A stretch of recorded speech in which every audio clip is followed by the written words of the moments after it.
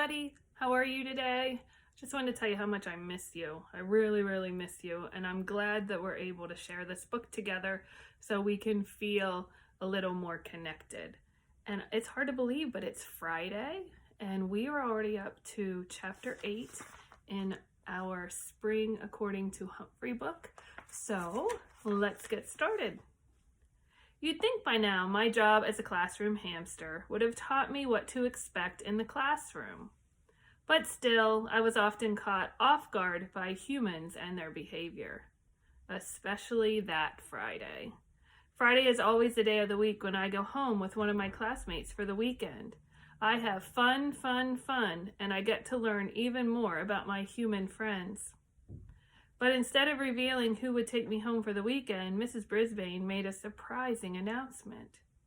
Class, I'm going to be taking Humphrey and Og home for spring break. Joey is taking the tadpoles to his house for the week, she said. The week? I squeaked. Don't you mean the weekend? I'm not giving you any homework over spring break, she continued, but I want you to bring in more signs of spring. I think you'll find a lot of them, and when we get back, we'll make a plan for family fun night and start a new great project. I still like the tightrope idea, tell the truth, Thomas said. I might even try it over spring break. Some of my friends laughed, but not me. I can't figure out why they call it spring break, I squeaked. What's broken about spring? No one answered. My friends seemed extra excited for the bell to ring at the end of the day. But I was extra confused. Don't get me wrong, I love going home with Mrs. Brisbane and spending time with her and her husband, Bert. And it's nice that Og will get to come with me. I thought he needed a break from the tadpoles. But I wondered what my friends would do over spring break. Even more, I wondered what would happen with Joey's tadpoles. Would they grow legs and arms and heads? Up to now, I hadn't seen much progress. It didn't matter what I wondered because at the end of the day, Mrs. Brisbane brought my cage out to her car. Mr. Morales carried Og's tank out. Sue, you are a wonder, he said. Caring for all of these animals takes a lot of work, but the children get so much out of having them in the classroom.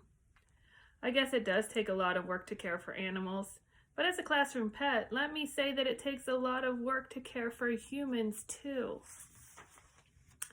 In the end, all the work pays off because I help my friends and they help me.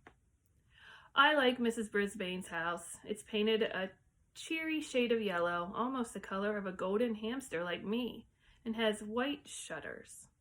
Inside, she always has fresh flowers on the table, even when it's not spring. Bert, our house guests are here, she announced as she carried my cage through the front door.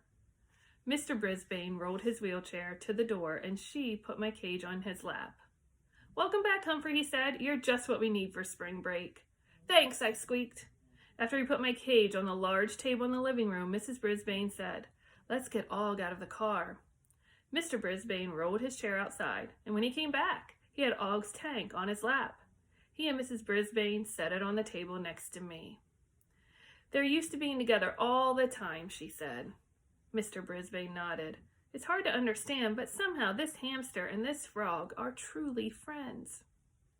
He is a very wise man, but recently I was having trouble connecting with my friend Og. Maybe a week at the Brisbane's house would help. What are your plans for the week? Bert asked his wife. Oh, I hope to sleep late every day, she said. Really? I couldn't imagine Mrs. Brisbane sleeping late. I'll have lunch with my friends and clean out a closet or two, she continued, but I also have to catch up on work. Mr. Brisbane took her hand. Do you have to, Sue? Mrs. Brisbane sighed.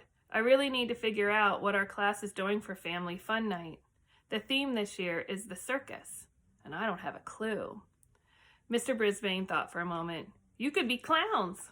We thought of that, Mrs. Brisbane said, but Morgan already signed her class up for that. Morgan is Miss Mack's first name. Morgan McNamara, my first teacher. Mr. Brisbane patted his wife's hand. We'll think of something, he said. I hope so, I squeaked. The Brisbanes both chuckled. If only I could understand him, Mrs. Brisbane said. I think I would learn a lot. I have to admit, I think she was right.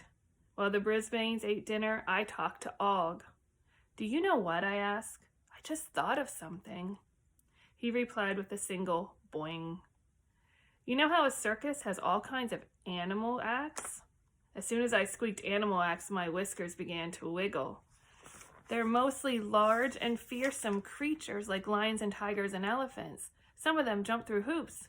Not the elephants, of course. Boing boing, Ong twanged. He had a lot more to say now than he did when the specks were swimming nearby. And people do tricks on horseback, I added. Boing, Og replied.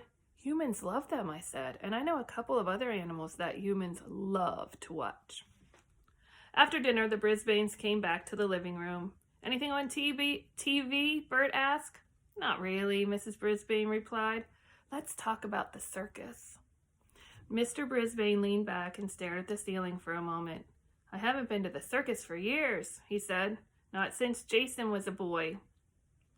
Jason was the Brisbane's grown-up son, who lived far, far, far away. I never thought about Mr. Brisbane taking his young son to the circus. I never thought about the Brisbanes being like the other families in my class. He really loved the strong man who lifted, I can't remember, something like 2 or 3 times his own weight, Bert said. Eek, I squeaked. And there was the human cannonball, Mrs. Brisbane said. I saw that once when I was a girl. The man flew out of the cannon and landed in a net. Eek, eek, eek, I squeaked. Mr. Brisbane laughed. I don't think you'll be shooting your students out of a cannon or having them lift things twice their weights. The parents might get upset, Mrs. Brisbane said, giggling. I'd never heard her giggle in room 26. They were silent for a while, thinking about circus acts. Sophie's dad can juggle, she said. Oh, I really don't have any ideas at all. Animal acts, I squeaked. No one paid the least bit of attention to me except Og. Boing, he shouted. Still, the Brisbanes were silent as they thought. I'll show them, Og, I told my friend. I scrambled up my tree branch to the tippy top of my cage. Goodness, Mrs. Brisbane said. Humphrey is energetic tonight. I reached up to the top bars of my cage and began swinging my way from one bar to the next. Look at him go, Mrs. Brisbane said. I'd like to see Humphrey on a trapeze. When I got to the far corner of the cage, I held my breath and let go, dropping all the way to the bottom. Thank goodness for the layer of soft bedding there. It was like falling into a pillow. I quickly leaped onto my wheel and began spinning as fast as I could.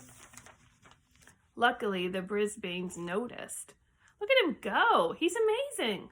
Up until then, I had not liked the word amazing when it was used to describe 2 swimming specks. But I liked the idea that maybe I was amazing too. Mrs. Brisbane sat up and stared at me. Bert, circuses have animal acts. Of course, but I don't think you'll be bringing an elephant to Longfellow's school. We have our own animals, she said. The families could do something that has to do with hamsters and frogs. Spin a wheel like Humphrey? Mr. Brisbane said. His wife nodded. Run a maze. Just then, Og made a spectacular leap into the water side of his tank. A water tank? Mrs. Brisbane asked. Leapfrog, Mr. Brisbane said. Suddenly they both laughed. I laughed too at the thought of frogs leaping over each other. I think we're on to something, Mrs. Brisbane said. Bert nodded.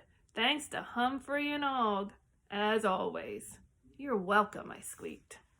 I didn't sleep much that night. I was too busy thinking about animal acts for the circus. I knew that Og and I couldn't do what the horses and elephants did, but still we could help our human friends if we just found a way.